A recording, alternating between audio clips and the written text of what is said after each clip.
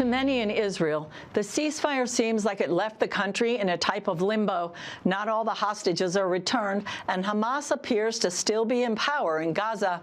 I asked Reserve Brigadier General Danny Van Buren about this and other aspects of Israel's war with hostile neighbors. Take a look. Reserve Brigadier General Danny Van Buren, welcome to Jerusalem Dateline. Thank you very much, Julie.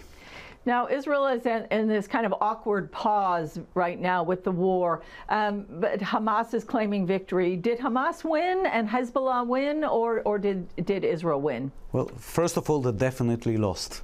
Because if you only judge it by military terms, then Hezbollah was brought to its knees. It completely lost all of its manpower, all of its infrastructures, all of its weapons. Right. And if you judge it in, if you look at the southern area and you look at Gaza, then Hamas was almost completely eliminated. You know, it counts now the numbers of casualties by the thousands. It lost all of its tunnels that it used millions of foreign aid to build during 20 years, and most of them are destroyed.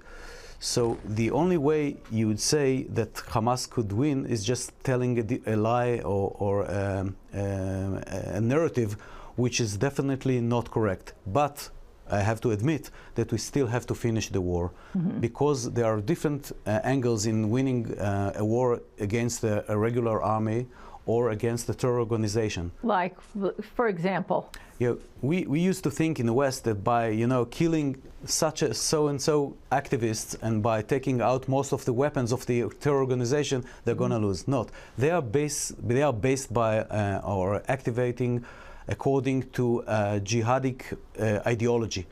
And in order for this kind of organization to be able to exercise its ideology, they need two factors.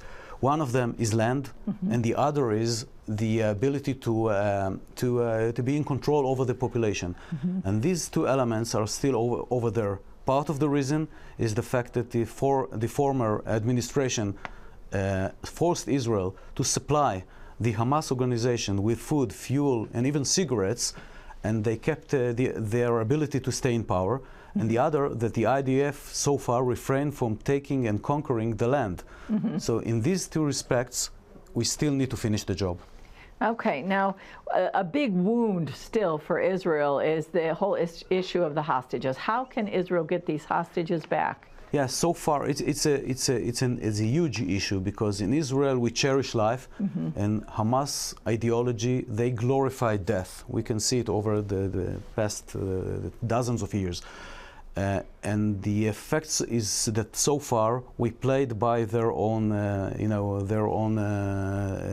ideology or way of thinking, because we kept on letting them, release each time 2 or 3 hostages, doing all these walks of shame, and it was a big show and so on, in order to show that they are still in power.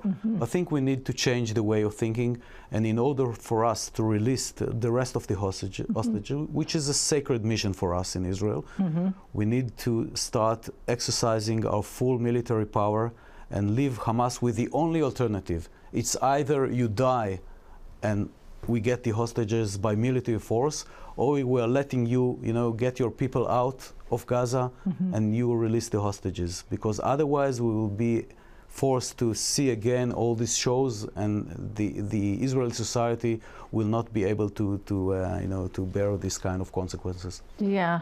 Now, you were the former commander, the friend of the new chief of staff, Israel's new chief of staff. How do you think things might look differently going forward at this point? I think dramatically, because if we are looking back at 50 years of generals, chief of staffs, they are all coming from the same way of thinking. Part of the reason is out of 14 former chief of staffs, 11 are coming from either special units or from the parachutes. And this creates kind of mentality that they are all thinking the same way.